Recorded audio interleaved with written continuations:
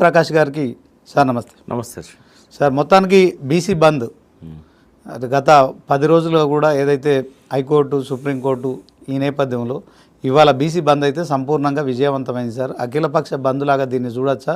BC బంద్తో మరి BC నాయకులు are Krishnaiah గారు కావచ్చు, ఆయన బీజేపీ తరఫున, తర్వాత జాజుల శ్రీనివాస్ గౌడ్ ఈయన కాంగ్రెస్ తరఫున, వీళ్ళిద్దరు కొంత లీడింగ్ తీసుకున్నారు. సో అందరి మద్దతు తీసుకున్నారు, ఇంక్లూడింగ్ కల్వకుంట్ల కవిత కావచ్చు, తర్వాత బీజేపీ, బీఆర్ఎస్, కాంగ్రెస్ అందరి దగ్గరికి వెళ్ళారు. సో అన్ని పార్టీల మద్దతు ఇచ్చాయి. సో దీంట్లో ఈ బంద్ను విజయవంతం అవడం ఎట్లా చూస్తాం సార్? అసలు బంద్ ఎవరికి వ్యతిరేకంగా ఇచ్చారు, విజయవంతం దేన్ని బట్టి ఆలోచిద్దాం సార్. ఇప్పుడు బంద్ ఎవరికి వ్యతిరేకంగా ఇవ్వాలి? కాంగ్రెస్కును బీజేపీకి వ్యతిరేకంగా ఇవ్వాలి సార్. వాళ్ళనే కలుపుకొని వచ్చి వాళ్ళే పిలిపించినాక వాళ్ళిద్దరే నడిపినాక వీళ్ళు ఏం డిమాండ్స్ పెడుతుండ్రు, ఎవరికి పెడుతుండ్రు, బంద్ లక్ష్యం ఏంది, ఇందులో ఎవరు విలను, ఎవరు హీరో, ఇది అర్థం పర్థం లేకుండా ఉంది. ఇప్పుడు హైకోర్టు ఇచ్చిన తీర్పుల మీద బందా, సుప్రీంకోర్టు డిస్మిస్ చేసినందుకు బందా, ఏంది, దేనికి బంద్? అసలు ఒక స్పష్టత లోపించింది. అంటే బీసీల తరపున మేము అందరం కట్టుబడి ఉన్నాము, గతంలో అసెంబ్లీలో తీర్మానం చేసాము, ఇప్పుడు బంద్ విషయంలో కూడా తెలంగాణలో బీసీలమంతా ఏకమవుతున్నారని చెప్పి ఒక మెసేజ్ ఇచ్చినట్టు కాదంటారా? అంటే మెసేజ్ ఉంది, బీసీలంతా బంద్కు సపోర్ట్ చేస్తారు నిర్మోహమాటంగా. ఈ కార్యక్రమాన్ని నేను తప్పట్టట్లేదు, కానీ లక్ష్యం ఏంది కార్యక్రమానికి అని అడుగుతున్నా. ఇప్పుడు వాళ్ళు అక్కడ ఏం ఉపన్యాసాలు ఇచ్చారు, ఎవరికి వ్యతిరేకంగా మాట్లాడాలి? ఇప్పుడు బంద్ దేనికంటే ఏదైనా ఒకదానికి నిరసనగా చేయాలి. ఆ నిరసన ఎవరికి తెలపాలి? ఎవరైతే ఆలస్యం చేస్తున్నారో, రేవంత్ రెడ్డి చేస్తున్న మోసానికి వ్యతిరేకంగా ఉండాలి, జాప్యం చేస్తున్న బీజేపీకి వ్యతిరేకంగా ఉండాలి. ఎందుకంటే రాష్ట్రపతి దగ్గరికి బిల్లు పోయి 4-5 నెలలు అయింది. ఇదివరకు సుప్రీంకోర్టు తీర్పు కూడా ఉంది 2 నెలల కంటే ఎక్కువ పెట్టుకోవద్దని. మరి ఆమెమో దాన్ని తేల్చదు ముర్ము గారు. మన గవర్నర్ ఏమో ఇక్కడ ఈయన తేల్చాల్సింది దాన్ని అక్కడికి పంపించారు. చట్టబద్ధత లేకుండా అనేక తప్పులను కావాలని చెప్పి రేవంత్ రెడ్డి గారు చేశారు. చట్టం కాకముందే జీవో ఇష్యూ చేశారు. అంటే ఇవన్నీ కారణమైన వాళ్ళకు వ్యతిరేకంగా నిరసన తెలపాలి. ఇప్పుడు ఒక చర్చలో రాత్రి జాజులో వీళ్ళు ఏమంటారంటే, హైకోర్టు సుప్రీంకోర్టు ఇట్లా మనకు ఇచ్చాయి కాబట్టి మేము నిరసన తెలుపుతున్నాం అంటే, కోర్టులకు వ్యతిరేకంగా నిరసన తెలుపుతారా? కోర్టు తీర్పులకు వ్యతిరేకంగా నిరసన తెలుపుతారా? వాళ్ళు వాళ్ళ ముందున్న రికార్డు ఆధారంగా కదా వాళ్ళు తీర్పు ఇచ్చేది. ఆ రికార్డు సరిగా లేనప్పుడు కోర్టులు ఎందుకు నీకు డిమాండ్కు సపోర్ట్ చేస్తాయి? కాబట్టి లక్ష్యశుద్ధి అనేది లేదు ఇందులో.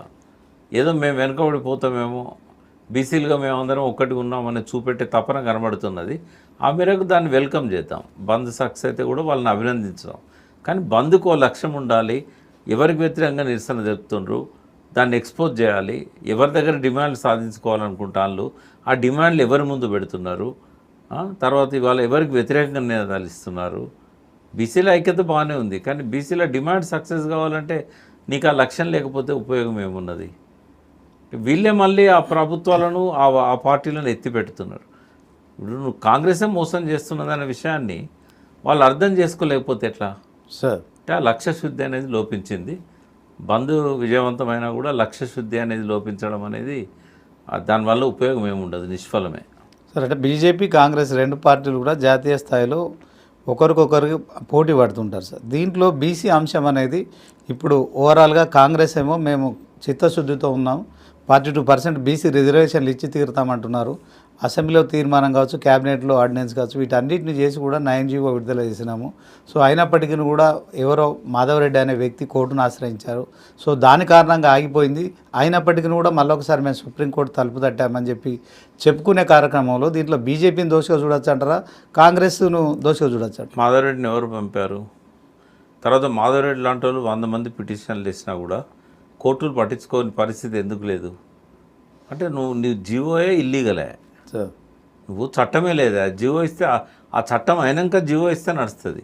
పంచాయతీరాజ్ సవరణ చట్టం 285(a) ఆర్టికల్కి నువ్వు ఏదైతే క్లాజ్ సవరణ చేసావో ఆ సవరణ నీకు చట్టం అయినాక కదా. ఆ సవరణ ఏదైతే చట్టం అవుతుందో అయినాక జీవో ఇస్తే చెల్లుతుంది. రెండవది ట్రిపుల్ టెస్ట్ అని ఏదైతే ఈ ఎంపెరికల్ డాటా ఇవన్నీ అడిగారో కృష్ణమూర్తి కేసులో, అది ఫాలో కాలేదు. డెడికేటెడ్ కమిషన్ మొక్కుబడిగా పెడితివి. తర్వాత పబ్లిక్ డొమైన్లో ఈరోజు వరకు ఆ రిపోర్ట్ పెట్టలేదు. తర్వాత జనాభా లెక్కలది డెడికేటెడ్ కమిషన్ చేసింది. దాంతోపాటుగా ఆబ్జెక్షన్లు తీసుకోలేదు. ఇవన్నీ అడిగింది కదా హైకోర్టు. అడిగి అవన్నీ సరిగా లేవని కదా కొట్టేసింది. కాబట్టి వీళ్ళు రేవంత్ రెడ్డితో పాటుగా వీళ్ళు కూడా అందులో భాగమవుతున్నారు ప్రజలను మోసం చేయడానికి.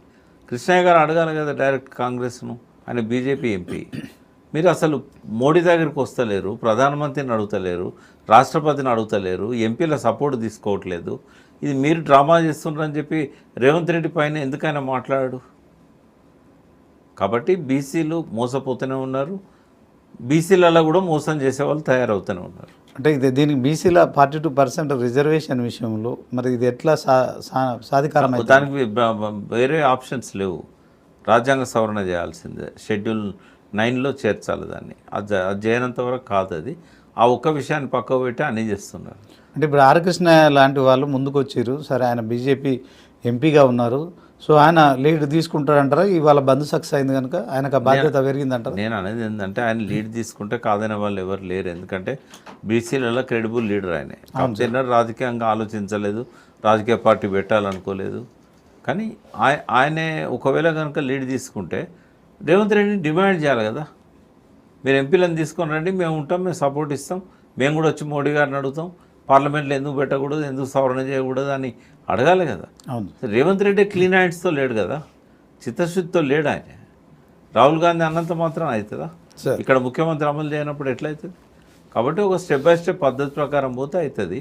వేరే అడ్డుకట్టలు లేవు, అడ్డుబాటలు లేవు. డైరెక్ట్గా ఏంటంటే ఖచ్చితంగా రాజ్యాంగ సవరణకు పట్టుబట్టకపోతే అది కానే కాదు. అది సార్ అది అంటే ఇప్పుడు జాజుల శ్రీనివాస్ గౌడు తర్వాత ఆర్ కృష్ణయ్య వీళ్ళిద్దరు కలిసిన కలయిక ఏదైతుందో, సో దీంతో ఏం మెసేజ్ పోతుంది, బీసీలు ఏం అర్థం చేసుకోవాలంటే?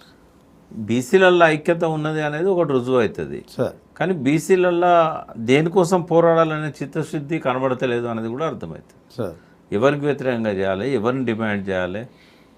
అలా కాంగ్రెస్ వాళ్ళే వచ్చి డబ్బు కొడుతూ ఉంటే ఎమ్మెల్సీలు దాన్ని ఏమని అర్థం చేసుకోవాలి? మరొకసారి కూడా కోర్టులో ఎన్నికల ఎప్పుడు నిర్వహిస్తారని చెప్పి స్థానిక సంస్థలకు సంబంధించిన అంశంలో దాఖలైన పిటిషన్ మీద ప్రభుత్వాన్ని ఎన్నికల కమిషన్ ప్రశ్నించడాన్ని దీన్ని ఎట్లా చూస్తారు? అది చట్ట ప్రకారం పెట్టాలి కదా మరి. సార్ ఒక పక్కన ఎలక్షన్ నోటిఫికేషన్ ఇష్యూ అయింది, ఆ నోటిఫికేషన్ను స్టే చేయలే కోర్టు చేసింది బీసీల మీద ఇచ్చిన జీవోని తప్ప ఎలక్షన్ నోటిఫికేషన్ను స్టే చేయలే. చేయనప్పుడు వాళ్ళు ప్రొసీడ్ కావాలి కదా. కోర్టు కూడా సజెషన్ చేసింది, పాత పద్ధతిలో ముందుకు పోండి, పాత రిజర్వేషన్స్ ఏవైతున్నాయో వాటిని అప్లై చేయమని చెప్పింది. ఎందుకు పోకూడదు చూద్దాం, కోర్టు ఏం చెప్తుందో. ఖచ్చితంగా ఎన్నికలు నిర్వహించాలి. ఇప్పుడు రేవంత్ రెడ్డి ఏం చేస్తాడు సార్? కామారెడ్డిలో రాహుల్ గాంధీ లాంటి వ్యక్తితోని ఆ బీసీ డిక్లరేషన్ చేయించాడు కదా, ఇప్పుడు క్లారిటీ ఎక్కడ రావట్లేదు. 9th షెడ్యూల్లో ఇప్పటికిప్పుడు చేసి రాజ్యాంగ సవరణ షెడ్యూల్లో చేర్చే పరిస్థితి లేదు కదా, ఇప్పుడు ఏం చేయగలుగుతాడు? ప్రాపర్ పద్ధతిలో పోతే అవుతుంది. ఇష్టం వచ్చినట్టు అడ్డదారులు దొరికితే ఎందుకు అవుతుంది సార్? అప్పుడు మల్లికార్జున ఖర్గేను సిద్ధరామయ్య గారు వచ్చి రిలీజ్ చేశారు బీసీ డిక్లరేషన్.